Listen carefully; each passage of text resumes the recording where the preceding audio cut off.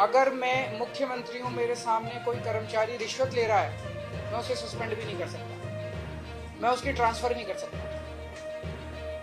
Education secretary कौन होगा ये हम नहीं तय कर सकते, हेल्थ सेक्रेटरी कौन होगा ये हम नहीं तय कर सकते।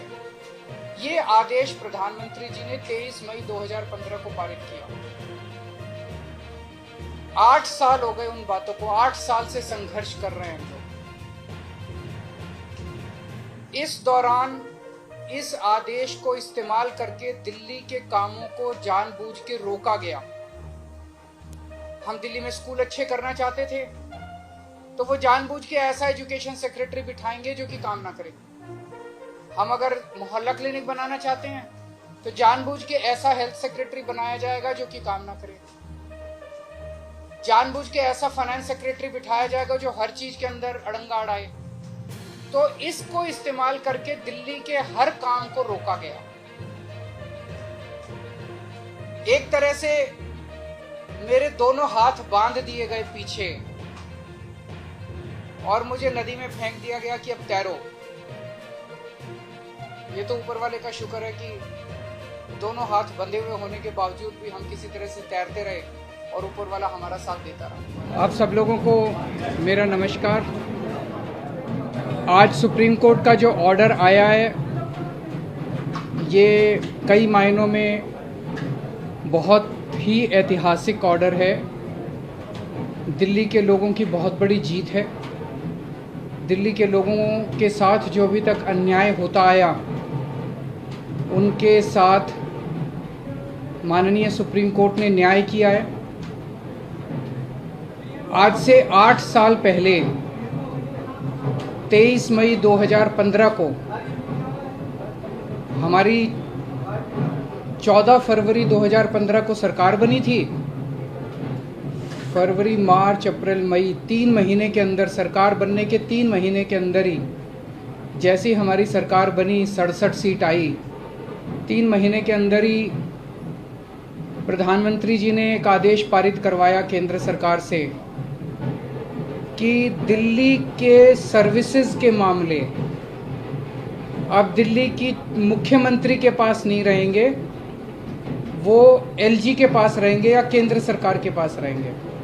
इसका क्या मतलब हुआ? इसका मतलब ये हुआ कि दिल्ली सरकार में काम करने वाले जितने भी ऑफिसर हैं, जितने भी कर्मचारी हैं, ऊपर से लेके नीचे तक, आईएएस अफसर से क्लास ए से लेके क्लास 4 कर्मचारी तक, चपरासी तक, सारे कर्मचारियों की ट्रांसफ़र पोस्टिंग, उनकी डिसिप्लिनरी प्रोसीडिंग्स, नई अपॉइंटमेंट, पोस्ट क्रिएट करना, पोस्ट एबॉलिश करना, पक्के करना, ये सारा जो है ये अब दिल्ली की चुनी हुई सरकार के पास नहीं होगा।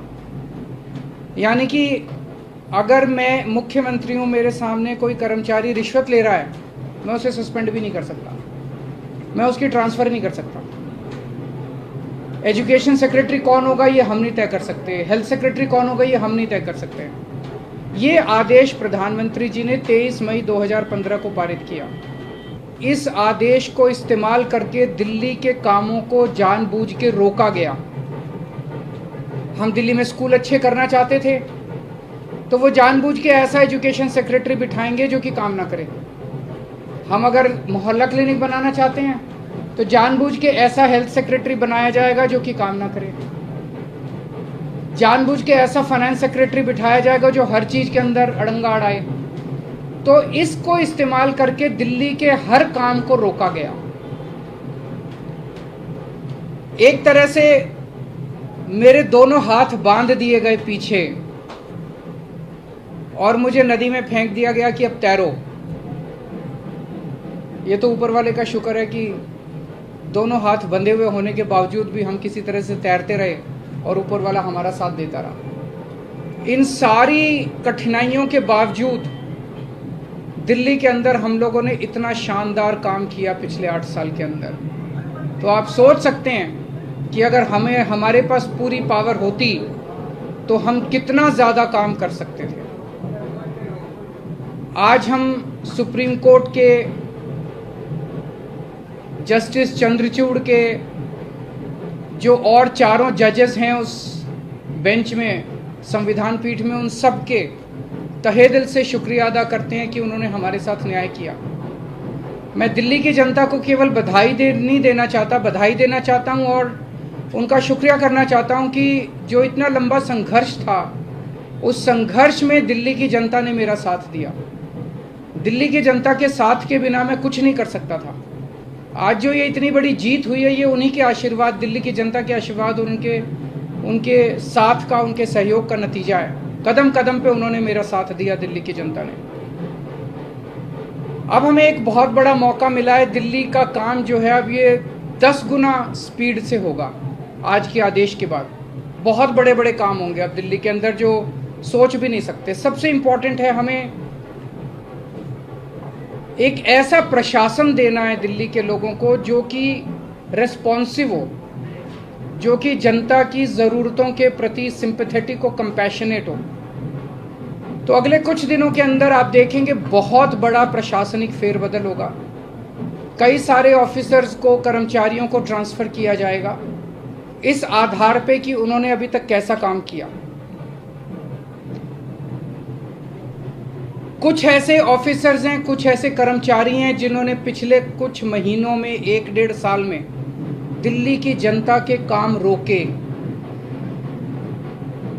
कुछ ऐसे ऑफिसर्स हैं जिन्होंने दिल्ली में मोहल्ला क्लिनिक में दवाइयां बंद करा दी, अस्पतालों के अंदर दवाइयां बंद करा दी, जल बोर्ड की पेमेंट रोक के कई जगह पानी बंद करा दिया। ऐसे कर्मचारियों को, ऑफिसर्स को चिन्हित करके उनको अपने कर्मों का फल तो भुगतना पड़ेगा। लेकिन बहुत सारे ऐसे कर्मचारी और ऑफिसर्स हैं जो बहुत घुटन महसूस कर रहे थे, ईमानदार लोग हैं, काम करना चाहते हैं। उन सारे कर्मचारियों को, उन सारे ऑफिसर्स को मौका मिलेगा काम करने का। उन सबको जो डेडवुड है, जो करप्ट हैं, जो इनएफिशिएंट हैं, उनको अच्छी पोस्टों से हटा के साइड किया जाएगा और जो अच्छे हैं, एफिशिएंट हैं, ईमानदार हैं, रेस्पॉन्सिव हैं, कंपैशनेट हैं, उन लोगों को, उन सारे अधिकारियों को और कर्मचारियों को मौका दिया जाएगा कि वो दिल्ली की जनता की सेवा कर सकें।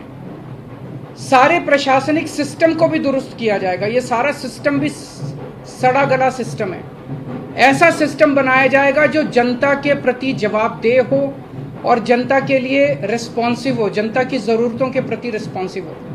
तो व्यवस्था के अंदर जितनी कमियां हैं, इन सारी कमियों को दूर किया जाएगा। तो पूरे सिस्टम को और ऑफिसर्स को और कर्मचारियों को जनता के प्रति जवाबदेह बनाया जाएगा और जनता के लिए रिस्पॉन्सिव बनाया जाएगा।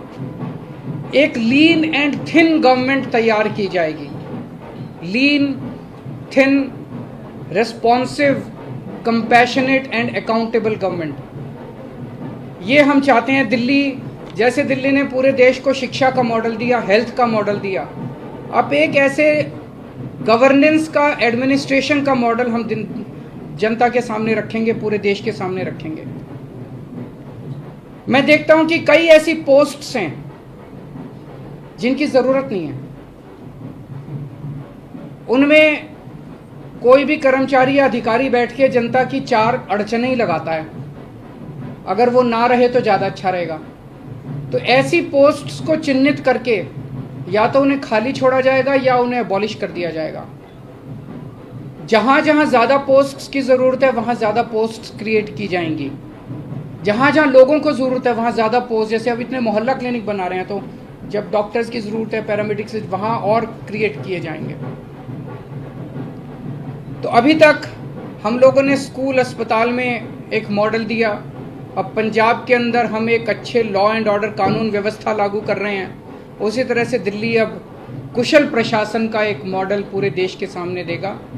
मैं एक बार फिर से दिल्ली की जनता का बहुत बहुत आभार व्यक्त करना चाहता हूं, जिन्होंने पूरे संघर्ष में हम लोगों का साथ दिया। अब ऐसी भी अभी चुनी हुई सरकार के पास नहीं है, लेकिन विजिलेंस अब आ गया है। तो जो लोग अगर गलत काम करेंगे, भ्रष्टाचार करेंगे, कानून के हिसाब से काम नहीं करेंगे, उनके ऊपर विजिलेंस की कार्रवाई, डिसिप्लिनरी प्रोसीडिंग्स, विजिलेंस प्रोसीडिंग्स की जा सकती है। नहीं, जिम्मेदारी तो पहले भी थी, वो जिम्मेदारी विदाउट पावर थी।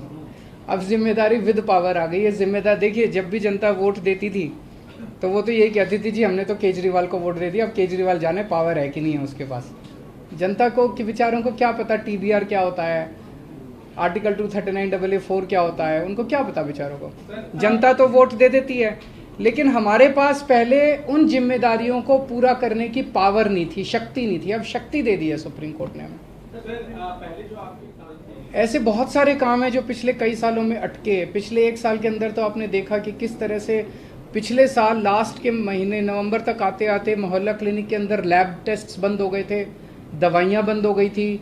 जल बोर्ड जो है, बजट असेंबली ने बजट पास कर दिया, लेकिन कुछ ऑफिसर जो हैं वो बजट रिलीज नहीं कर रहे थे।